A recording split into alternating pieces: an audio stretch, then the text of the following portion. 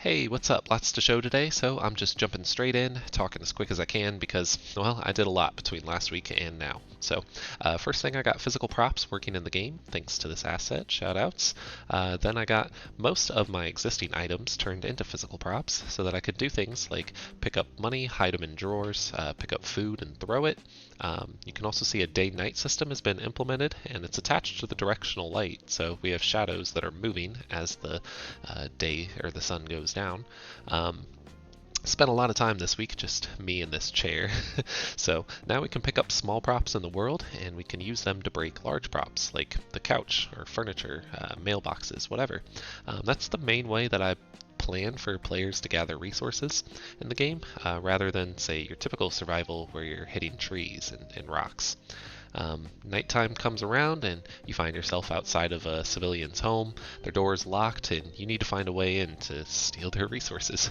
How about the window? So with these physical assets, you can't tell super well, but I'm literally using my mouse and dragging these things around. It's not like I just click on it and it opens up. I want you to really feel like you're doing the stuff that you're doing. So we can see that a little bit better with the safe here, in which I make it a bit more obvious. Kind of dragging the door. I need to make it more obvious where the code input is, honestly. I don't know if you could tell what I'm doing there. But anyway, back down now to the NPCs. I've made all different random versions of everyone. So there's like 5 tiers to the cops now, as well as the suits, which is what I was calling the business Karen looking people. There's different outfits and races for everybody, and it all randomly generates on creation, so we're going to see a lot less people looking the same, a lot more diversity and different characters out there. And they're also all going to have interactions, like what you see with the donut here over the cop. That's still something I'm in progress with for each category, but the idea is that each one's going to have like a weakness to a certain item. So cops eat donuts and they stop attacking you. They'll leave momentarily even. They'll be slower when they come back. The suits, they're going to drink coffee, so on and so forth. Just interactions using food, giving you chances to break the combat, slow down the enemies, different things, different mechanics or options there, I suppose. The NPCs, they all have randomized loot drops as well that's specific to their category. The cops are dropping guns and ammo, the civilians are dropping food, the suits are dropping food and large stacks of money, while the shooters drop guns and small stacks of money.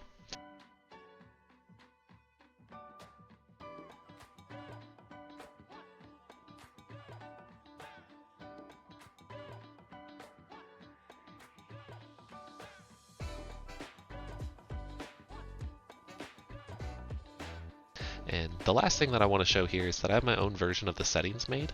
The default one that the FPS kit comes with is pretty sweet.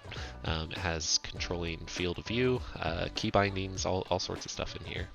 Multiple save files, continue options, delete them, load screens, and tooltips. There's really a lot for me to work with. It's a great launch point. I do want to show briefly as well, because you may have noticed I'm still using Manny's hands in the first person view, and the reason is because I haven't spent the time to angle the camera and the mesh for the low poly character version. He holds the item well enough. Some of the guns need to be reworked, but right now the main problem is I don't think anyone wants to see these eyes and bushy brows staring back at them all game, so I'm gonna have to go back and tweak that later on. For now, we'll just keep it to Manny. I'm okay living with that. Before we go, I do want to show off the code a little, but I'm really not going to have the time or energy to go into specifics today. So I'm just going to show off kind of like the organization of where I'm at so far. Again, maybe more for record for me. I don't know if this interests anyone, but you've seen the most interesting parts by now.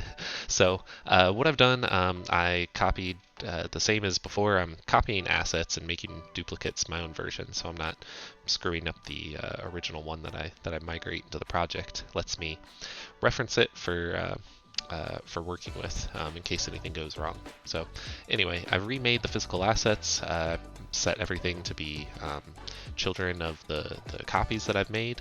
We have breakable blueprints that are using the chaos destruction. That's the couches and mailbox. We have lots of props, some things for us to pick up. The health props that we're getting working with.